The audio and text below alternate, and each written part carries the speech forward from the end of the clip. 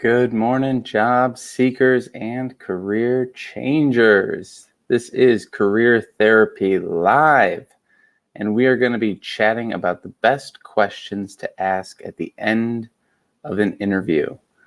I'm excited to see who shows up today. Give me a shout in the comments if you're here, if you're watching, if you're up early and getting a jump start on your job search. Congrats to you. Hope everyone's having a really good morning as we move into the middle of the week. It is Wednesday, January 22nd, and today we're going to be talking about the best questions to ask at the end of an interview.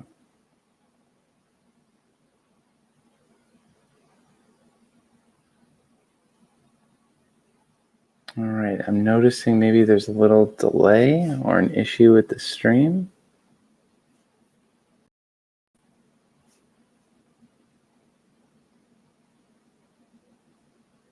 Oh no, all right, seems to be working. I was having a little difficulty on my side. Good morning, Tim.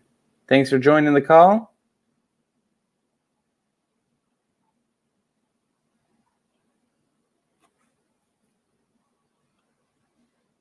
Trying out some new features here on StreamYard. Looks like we got our logo up in the corner now. Sweet. Got Career Therapy in the bottom corner now, and I think we can even add like different banners and things like that. So super fun stuff all around. Okay, so thank you for joining the call this morning. We're going to be jumping in and talking about the best questions to ask at the end of an interview. I'm going to share my screen.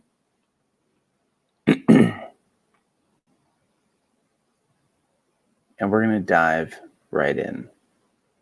Okay, so this is picking up from our previous, so this is a part 2, picking up from our previous analysis of this article, 51 interview questions you should be asking. The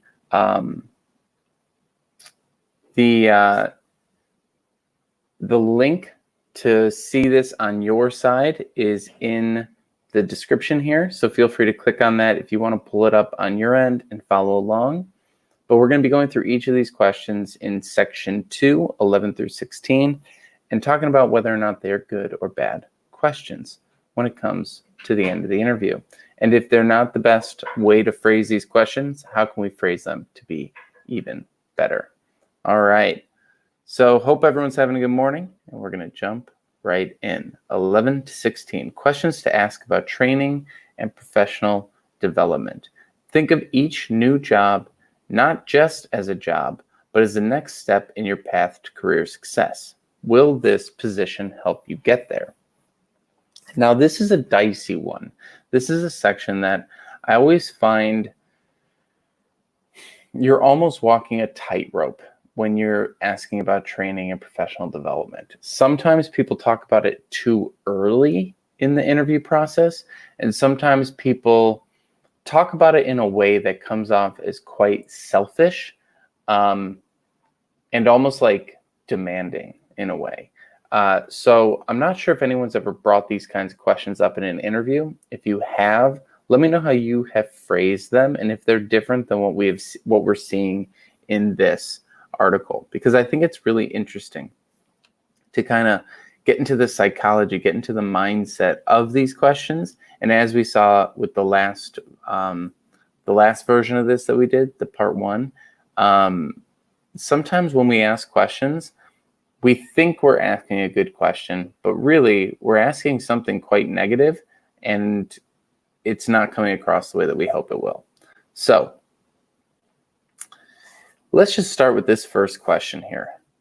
How will I be trained? All right. How will I be trained? Again, what we want to do when thinking about the questions we're asking in an interview is put ourselves on the other side of the table. So you're sitting on the other side of the table and you're talking with a job seeker and you've had a great conversation. Let's just say the last 45, 50 minutes has gone splendid. Okay. You're feeling good. You're really curious what questions they have because you want to really gauge their curiosity and excitement for the role. and you say, hey, what questions do you have for me? And they hit you with, how will I be trained? It's a very curt question. It's not very inviting. It's not a question that's going to really open up a conversation. It kind of just sounds like, give me an answer right now.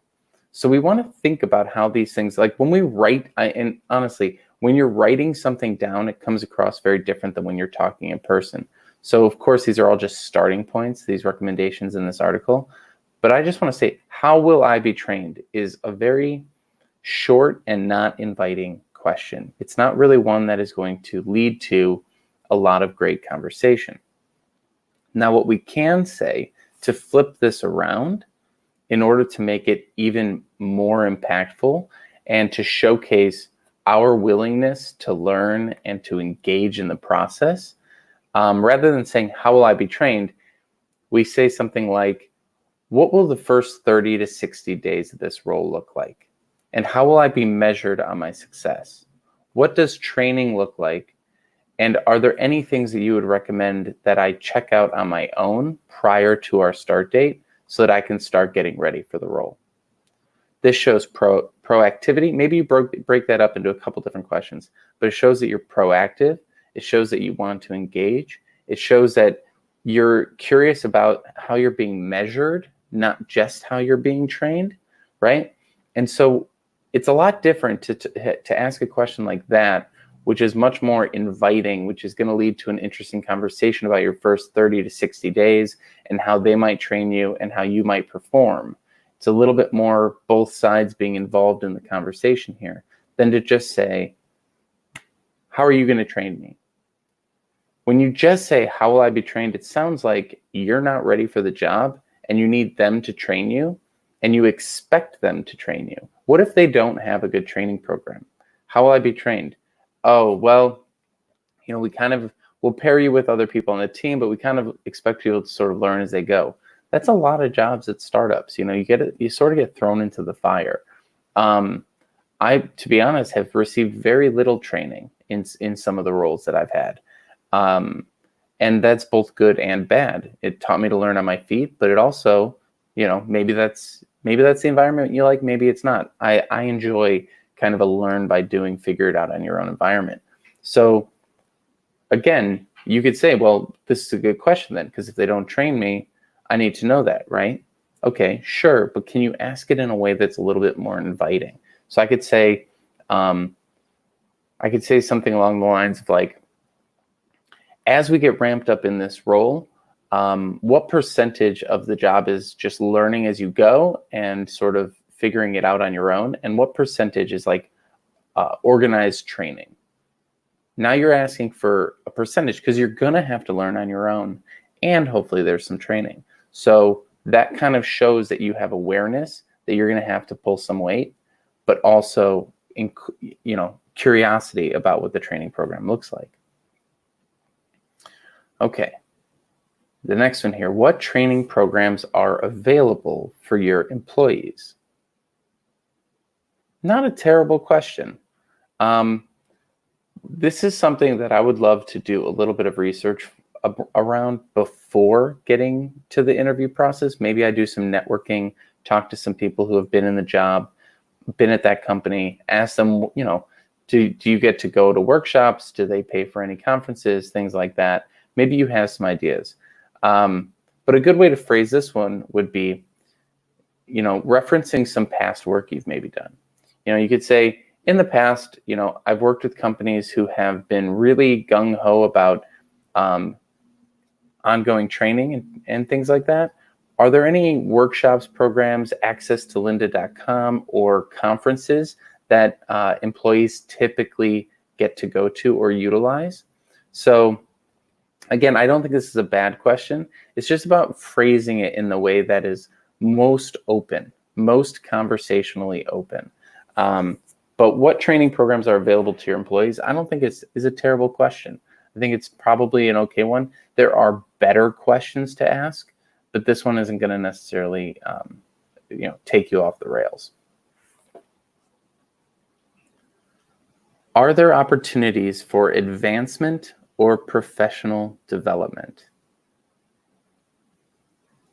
Are there opportunities for advancement or professional development? So here's the big piece of advice. Never ask yes or no questions. I'm actually quite shocked that there's a yes or no question in this list. We should never say, are there opportunities for advancement or professional development? Of course, there's opportunities for advancement and professional development.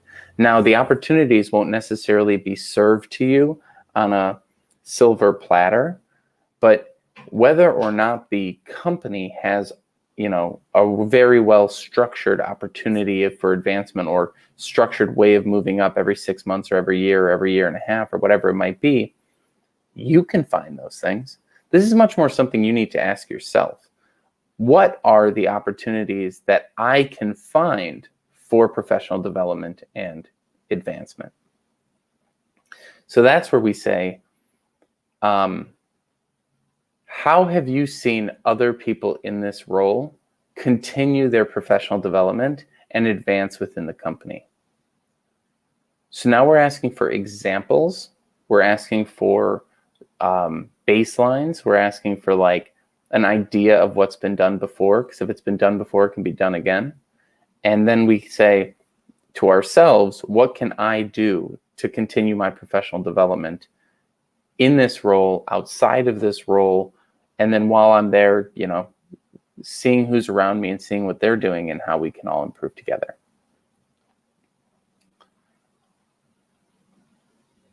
Would I be able to represent the company at industry conferences? So this is an interesting one. It almost seems like we're jumping the gun here. Now, if you're in a role that is very much PR heavy, or they want you to write content and be out there and be the face of things, it's kind of inherent in the role. If you're in a role that's not, it's more behind the scenes, it's more, doing things like that, this question would be kind of weird. So we have to think about this again. Would I be able to represent the company at industry conferences? You're asking a couple things. You're asking, number one, will you pay to send me to conferences? You're asking, number two, if you pay to send me to conferences, should I represent myself or the company? Number three, are you asking, if you pay to go to your own conference, should you represent the company? That'd be a weird thing. So you got to kind of think, like, how are they going to respond to this question? Would I be able to represent the company at industry conferences? They'd probably go, yeah, well, some of our staff goes to conferences, and I assume they represent the company while they're there. So probably. That's probably the best answer you're going to get. Probably, or yeah, this role typically goes to conferences this many times a year. Instead, what we could say is something like, I'm constantly learning and growing and going to different events and conferences.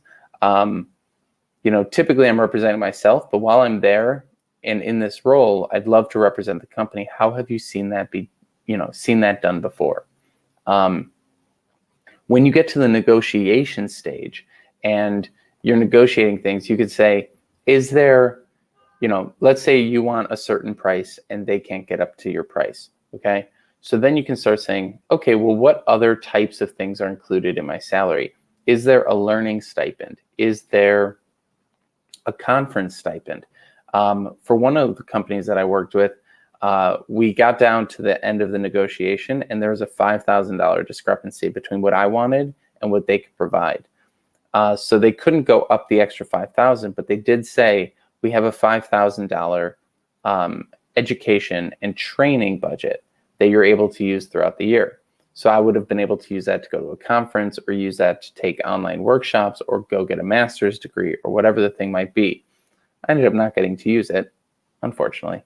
But it was there. It was available and it helped kind of fill that negotiation gap.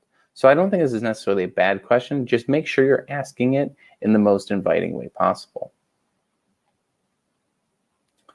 Where is the last person who held this job moving on to? What do y'all think? Is this a good question?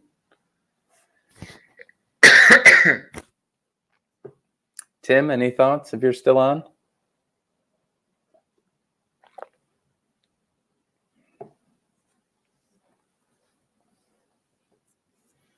I'm going to pause just a bit because I know there's a little delay.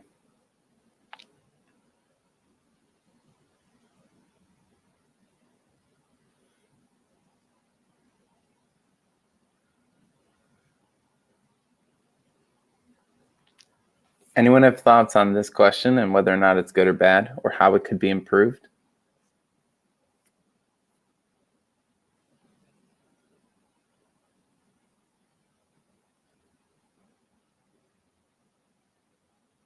I'm hoping we get some comments, but the question here, where is the last person who held this job moving on to? How does this showcase your interest in the role? How does this showcase your interest in succeeding in this role? How does this showcase your curiosity about how you're being measured or your performance or anything like that? Where is the last person who held this job moving on to? What if you get a terrible answer? Well, he's moved on to the afterlife.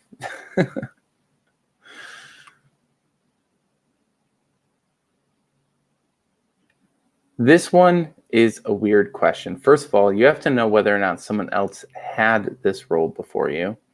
So if you ask this question, they go, well, this is a new role. All right, now you're in a weird conversation. If they went to a competitor and it's a bitter move, you might leave the interview with a weird tone that you don't want to leave it with. If they moved up in the company, that's wonderful. And it gives you some idea of where this role might head, which is, of course, why they included here. You know, you want to know what the forward growth of this role could be. And so you're saying, what would the last person, what are they doing now? Do they move up a level? Are you the last person that had this role? So on and so forth. I just think it's an awkward question. Where is the last person who held this job moving on to? It's like their final resting place. I don't know. So I just personally wouldn't ask this question. I would try and find a different way to ask this if I really want that information. But you got to ask yourself, what are you doing with this information? We're not asking questions just to ask questions. We're asking questions to get information that will help us perform well in the role. So if what you're trying to figure out is that they're moving on to a higher role, well, how about we rephrase this whole question and say, what does the upward trajectory look like of this role? And, you know, what is the typical timeline for folks within the company to move up or move around? I'm really excited for this opportunity. I just want to make sure that as I come in, I'm approaching it in the right way so that we're all growing together. Something along those lines. Got a little cheesy at the end there, but you get what I'm saying. Where have successful employees previously in this position progressed to? This is better than number 15. 16 is basically the same question, and it's better than number 15. So where have successful employees previously in this position progressed to? Go for it. Ask it that way. You could also say something like, what's the typical way in which people move up and around in the company? Or what is the company's structure like? Is it very hierarchical or is it more flat? There's a lot of different things. Shows interest in advancement, but shows you would move on. Thank you, Tim. I appreciate you chiming in. This kind of stuff, it gets touchy. We really don't want to be focused on we want to be focused on doing this role to the best of our ability and getting them the best results. If we start talking about, so where is this role going to take me in 2 years? We start getting away from, I mean, this is a double-edged sword. On the one hand, it shows that we're thinking ahead, we want to stay with the company a long time, and we really want to perform well and move up the ranks. Some companies really want that in someone, and they really encourage you to ask those kinds of questions. Other times, they think like, okay, are you just trying to get in to move on to a different role? So you got to walk this tightrope really nicely, because you don't want to fall into the, I don't appreciate this role, I'm just trying to get to the next one trap. You want to say like, you know, I'm really excited to do well in this role and to hit the goals that we've talked about here. If we end up doing really great and it's going really well and I'm hitting all the marks and measures, where do you see this role going? Do you see it moving into more of a management kind of a thing over time? make it more of a conversation with them. And so I like that way of phrasing it. Where do you see this role progressing over the years, over a 2 to 3 year period? And they would probably have a decent answer for that. Okay, coming up soon, we're going to be going into questions to ask about your performance, 17 to 20. All right, so keep an eye out for future live streams. We do this every morning at 8:20 a.m. No, not every morning, 8:20 a.m. Sorry, I looked at the clock and it just like short-circuited my brain. We do this every morning at 8 a.m. Central Time. And we are going to be live streaming additional topics. We like to do the LinkedIn news and views when it's relevant. We pull up, articles from the Muse and Glassdoor and other career websites as well, and analyze whether or not they're helpful or what best takeaways we could take from each of these. So if you have any questions or anything that you would like to discuss in future live streams, please shoot me a direct message or comment on my page. I think if comments are put into this live stream after the live stream ends, I don't get notifications for them. So just a quick heads up on that. I kind of have to go back to all the old videos to see if people have added additional comments. So probably the best thing to do would be to direct message me or email me so that I can take those topics and talk about them in future live streams. If there's any articles that you find that you think would be good to discuss or anything along those lines, I'm really trying to find the best way to make these as helpful as possible for you in your job search. So kudos to everyone who is up early and joining the live stream and getting your job search underway. If you know anyone else who's job seeking, please let them know about these live streams so they can get some help as well and maybe dig deeper into the tactics of their search. And I hope you all have a wonderful rest of the week.